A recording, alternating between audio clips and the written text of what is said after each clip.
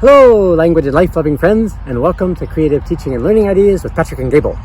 I'm Patrick, and this fine furry gentleman is Master Gable.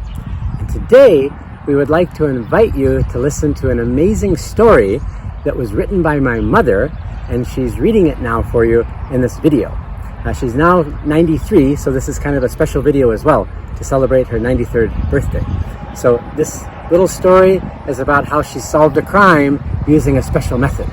So for your teachers out there, wait to the very end, and I've got some questions that you can ask your students for a debate or a writing prompt. So without further ado, enjoy.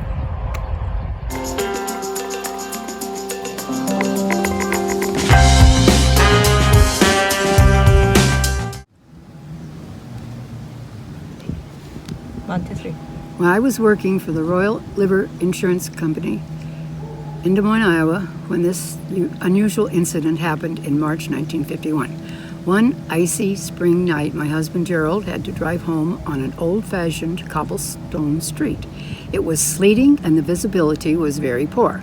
Gerald was proceeding at a slow crawl. Suddenly, another car came from the opposite direction across Kingman Boulevard and smashed into the front end of my husband's DeSoto, stunning him and causing him to stop immediately.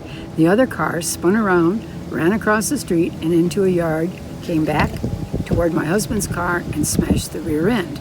Then the driver sped off. My husband was dazed, but he did manage to catch the first two numbers of the license plate, 77, which designated the county Polk. He also thought he saw the numbers 4 and 8, although he wasn't certain.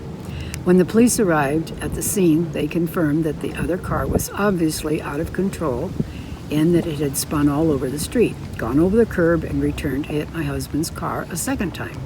Gerald actually thought he might be having a nightmare at the time. He did tell the police about the numbers he had seen, or thought he had seen, but they said they couldn't trace the car with such sketchy information.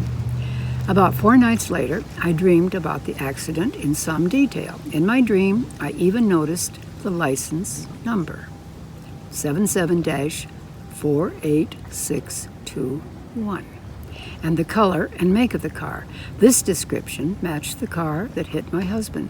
So when I got to work, I called the Auto Registration Bureau in the State Capitol building in Des Moines and asked if the number 77-48621 belonged to an old model Chevrolet, dark blue in color. They said it did and gave me the owner's name.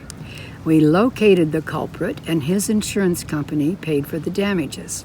He admitted he had had so many accidents that he didn't want to turn in another claim to his insurance company for fear his policy would be canceled.